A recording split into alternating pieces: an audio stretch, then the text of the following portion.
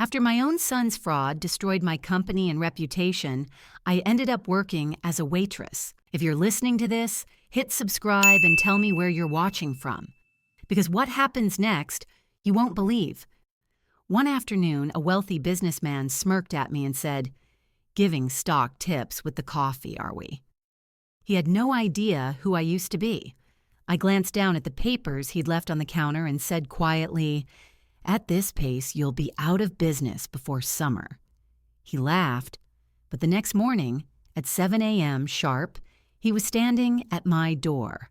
But before I tell you what happened that morning, let me take you back to how it all started.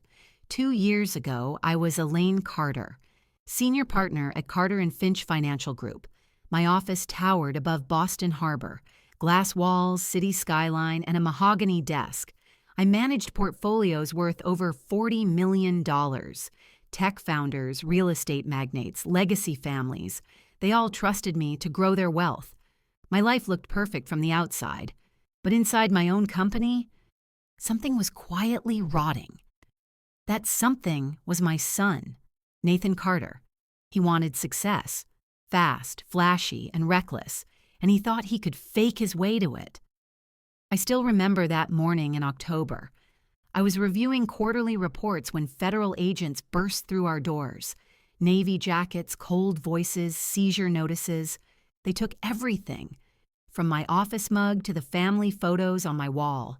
Nathan had been forging my signature for months, moving client funds like a magician shuffling cards. By the time I found out, $3.5 million had vanished. The media swarmed like vultures. Financial advisor's son runs Ponzi scheme. Every headline had my name, not his. And even though the courts cleared me, no one wanted advice from the woman whose son stole from her own clients. By Christmas, I was 68 years old with $63 in my account. The woman who once drove a luxury sedan was now taking the bus to interviews that ended before they began. Then one cold evening, I saw it. A faded sign outside Millie's diner. Help wanted. No background checks, no references. Just honesty and hard work. I took the job, and for the first time in my life, I learned what real humility feels like. Millie's diner wasn't much to look at. The booths were cracked, the lights flickered like bad memories, and the coffee tasted like it had been brewed through an old shoe. But it paid cash, and nobody asked questions about the past. And that was all I needed.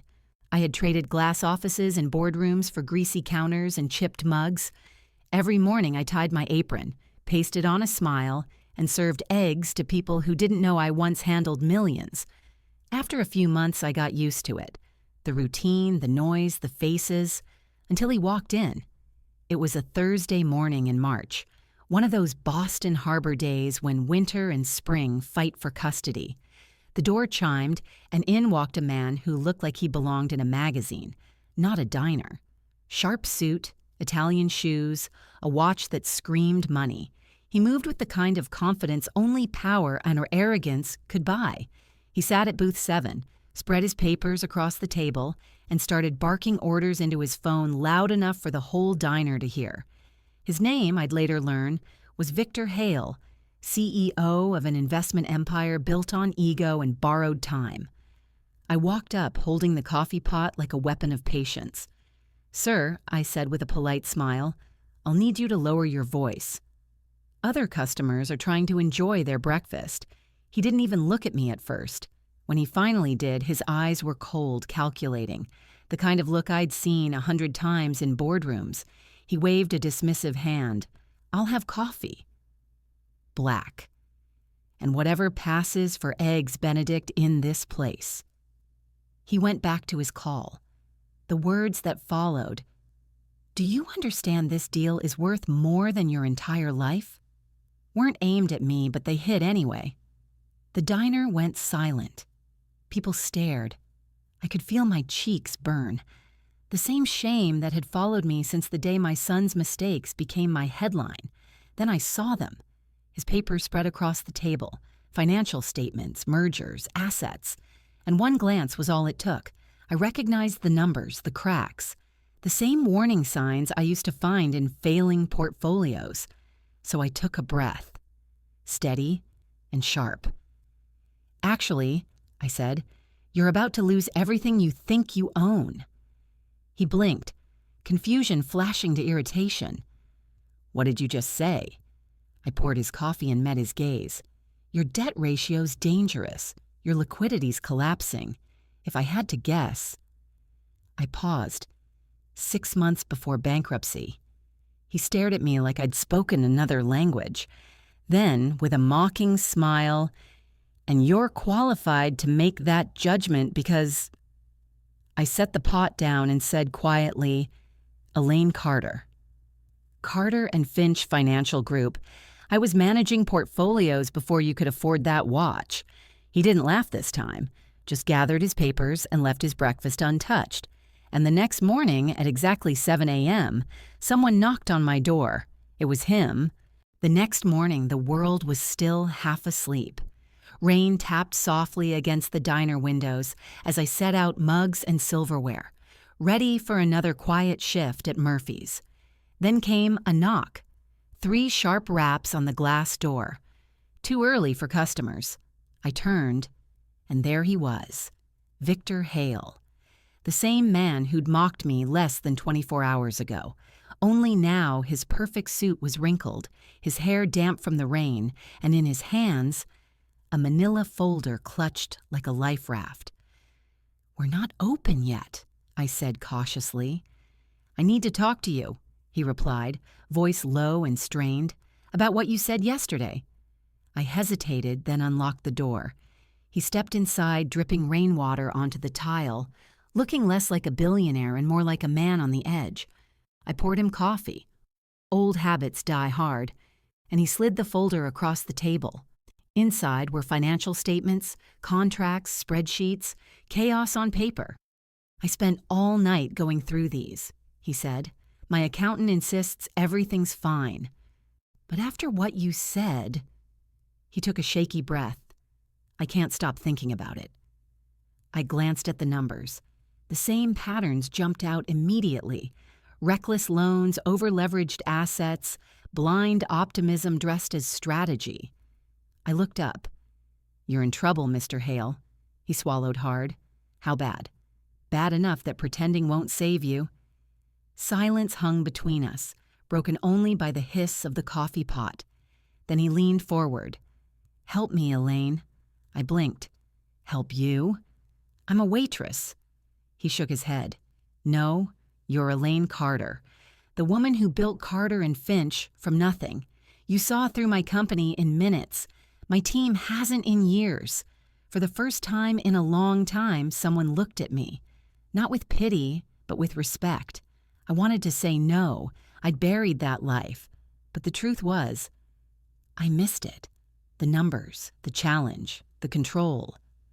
"What exactly are you asking?" I said. He met my eyes. "Save my company. Full access, full authority." Whatever it takes, I studied him. A powerful man, humbled and desperate, and for the first time since my downfall, I felt something I hadn't in years. Purpose. I extended my hand. "All right, Mr. Hale. Let's see what you got." He let out a breath he didn't realize he was holding. "Welcome back to the game, Ms. Carter." I smiled faintly. Let's hope I still remember how to play. By the following week, I was standing in the glass tower of Hale Enterprises, 42 stories above the streets of Boston Harbor, the same city that once whispered my name with respect, and later with scandal. Victor's assistant, a young man named James, looked at me like I didn't belong. He handed me a thick binder, the company's full financial history. "Mr. Hale's in meetings until 3, he said coolly. "You can review these in the conference room." "Perfect," I replied, taking the binder. "I work better without an audience." When the door closed behind him, I opened the first page. And in an instant, I knew the truth. This wasn't a company. It was an empire built out of paper and ego. Massive loans, inflated valuations, shell projects, bleeding money faster than a sinking ship, and buried deep in the chaos, Small, overlooked investments, tech startups, clean energy, biomedical research, quiet, stable, profitable. By the time Victor returned from his meetings, I had his company mapped out across the whiteboard like a crime scene. He stepped inside, loosening his tie. "So," he said, "how bad is it?" I capped my marker and met his gaze.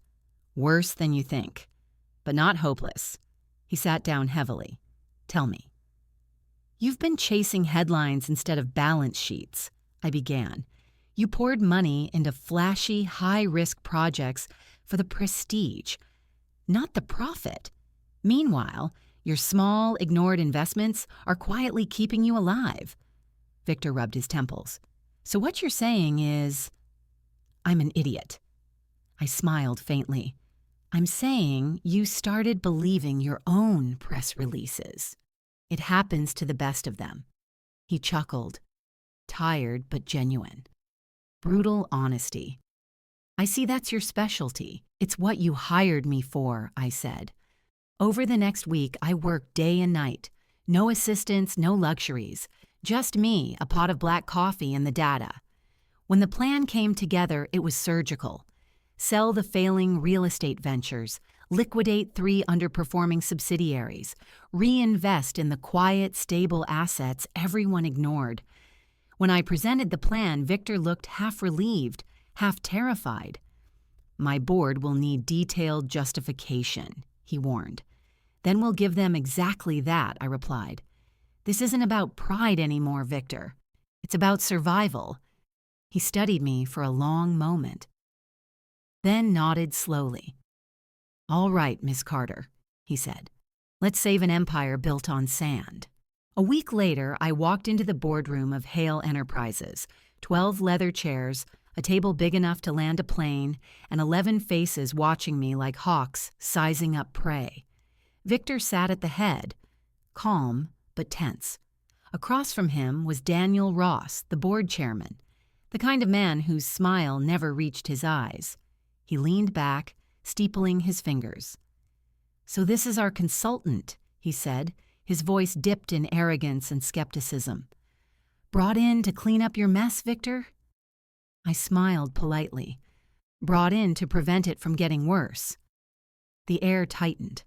I placed my files on the table. Thick, color-coded, undeniable. "Gentlemen," I began, "what you're about to see isn't opinion. It's arithmetic. This company is overextended, leveraged against losses it can't sustain, but we can fix it if we move now." A low murmur ran through the room. I pointed to the charts projected behind me. Red bleeding into green, a path from collapse to recovery drawn in clean lines. "We divest from the Miami property," I said. "It's a financial sinkhole. Sell it. Liquidate 3 failing subsidiaries. Redirect that capital into tech and biomedical sectors. They're your lifeboats." Ross leaned forward, smiling tight. "You want us to abandon our most high-profile ventures? The projects this company was built on? I want you to stop worshiping monuments to your own pride," I replied evenly. "This isn't about prestige. It's about staying afloat." The silence that followed was electric. Even Victor's assistant stopped pretending to take notes. Ross chuckled, low and cold. "You're suggesting we dismantle years of progress based on your analysis?" I met his gaze, unflinching. "I'm suggesting you dismantle your mistakes before they dismantle you." A few board members hid their smirks. 1 or 2 nodded quietly. Ross's jaw tightened. "And what exactly qualifies you to lecture us on corporate survival?" I smiled thinly. 30 years of preventing financial disasters, until one hit home. He tilted his head. Curiosity flickered, then calculation.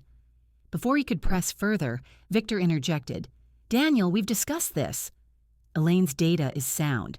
You wanted transparency. Now you have it." Ross's smile returned, thinner now. "Then let's vote," he said. One by one, the hands went up. 5 for, 4 against, 2 abstained. The motion passed, Relief rippled through the room, but Ross's eyes stayed locked on me, cold and deliberate. As the meeting adjourned, he brushed past and whispered, "Careful, Miss Carter. Some ghosts shouldn't come back." I watched him leave, a chill crawling down my spine, because for the first time in years, I wasn't sure if I'd just saved a company or stepped back into the fire that once burned my life down. 3 weeks passed. Hale Enterprises was finally showing signs of life. The bleeding had stopped. The numbers were stabilizing. For the first time in months, Victor could breathe again. But peace in business, like in life, never lasts long. The more I fixed, the more something felt off. Somewhere in the sea of balance sheets and contracts, there was a shadow that didn't belong. Late one evening, I was in Victor's office, surrounded by files that smelled of old ink and arrogance. I flipped through a stack of loan agreements, and there it was, a signature, a date, a name I hadn't seen in years, Nathan Carter. My breath caught. My son's name, buried inside a contract between Hale Enterprises and a shell corporation, a company linked to none other than Daniel Ross. I froze. Was this a coincidence, or the reason everything fell apart years ago? I pulled the file closer, pulse pounding. Same handwriting patterns, same forged documentation trail, the same kind that had led the FBI straight through my doors and straight through my life. Only this time, it wasn't about me. It was about him. Daniel Ross. Working late again? Victor's voice broke the silence. I turned slowly. "You need to see this." He came around the desk, brow furrowed, reading the document over my shoulder, and when he saw the name, his face went pale. "Your son?" he whispered. I nodded. "Or someone who wanted it to look like him." He stared at the paper. "Daniel Ross signed this deal personally." Then softly, "Elaine, are you thinking what I'm thinking?" I exhaled slowly. "I think Daniel used Nathan," I said, steady but cold, "to destroy my company. And now he's trying to do the same to yours." For a long moment, neither of us spoke. Outside, thunder rolled, like the sky itself was echoing the storm building between us. "This changes everything," Victor said finally. "If you're right, Ross isn't just undermining the company. He's committing corporate fraud." I closed the folder. "And if I'm wrong, then my son destroyed 2 lives instead of 1. He placed a hand on my shoulder, a quiet promise. "We'll find out the truth," he said, "together." The next morning, the FBI showed up in the lobby. Not for Victor, not for me. They wanted to talk about Daniel Ross. And in that moment, I realized this wasn't just about saving a company anymore. It was about exposing the man who'd orchestrated the very ruin that had shattered my life 2 years ago. The ghost in my past had a face, and he was sitting at the head of the same table I'd just saved. The next morning, the lobby of Hale Tower felt heavier than usual, as if the air itself knew a secret it couldn't keep. 2 FBI agents stood waiting, badges glinting under the fluorescent lights. "Miss Carter," one said, "we need your help." For a second, my stomach twisted. 2 years ago, those same words had ended my life. But this time, I wasn't the suspect. Agent Lewis laid the files on Victor's desk. "Your son, Nathan Carter, has been cooperating with us. He claims someone approached him years ago, before the fraud, with a plan to destabilize consulting firms and buy them out cheap." My throat tightened. "Someone?" The agent nodded. "Daniel Ross." The name hit like a thunderclap. My knees almost gave out. "He used my son?" I whispered. "Yes," Lewis said. "He set him up." Nathan thought it was insider trading. Small, easy money. He had no idea Ross would forge your name and burn your entire firm down. I looked at Victor. His face was pale, but his eyes burned with fury. "He's trying to do the same to me," he said quietly, "and now we finally have proof." The agents exchanged a look. "We'll need your help exposing him." "Tomorrow's board meeting, you'll be wearing a wire." I nodded slowly. "You'll have your evidence." The next afternoon, the boardroom was packed. Investors, executives, and the kind of tension you could choke on. Daniel Ross walked in like a man at his own coronation, smiling for the crowd, eyes cold as ever. "Let's begin," he said smoothly. "I've called this emergency session to discuss Hale's instability." I sat beside Victor, the microphone under my collar catching every word. Ross's speech was a masterclass in manipulation. Blame disguised as concern, betrayal wrapped in charm. Then he turned to me. "Ms. Carter," he said, "your consulting has made waves. Remind me, where exactly did you come from?" I stood. "Carter and Finch Financial Group," I said evenly. "Maybe you remember the firm you helped destroy." The room went silent. Ross blinked, his mask cracking for the first time. "I don't know what you're implying," he said tightly. "Then maybe the FBI can refresh your memory." The doors swung open.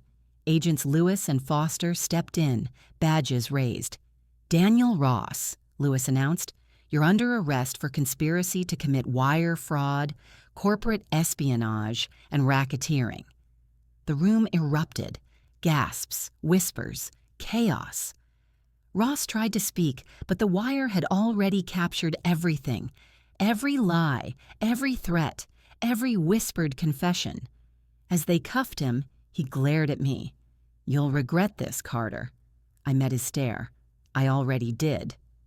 Once months passed, the case made headlines. Ross's empire collapsed.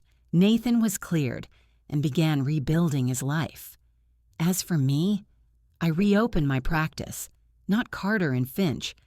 That name stayed buried in the past, just Elaine Carter Consulting. When Victor offered me a partnership, I smiled and said, "Thank you. But I think it's time I build something of my own again. Because sometimes revenge isn't fire or fury. It's silent. It's rebuilding stronger, wiser, unbreakable." At 70 years old, I learned that the most powerful comeback is simply refusing to stay the victim.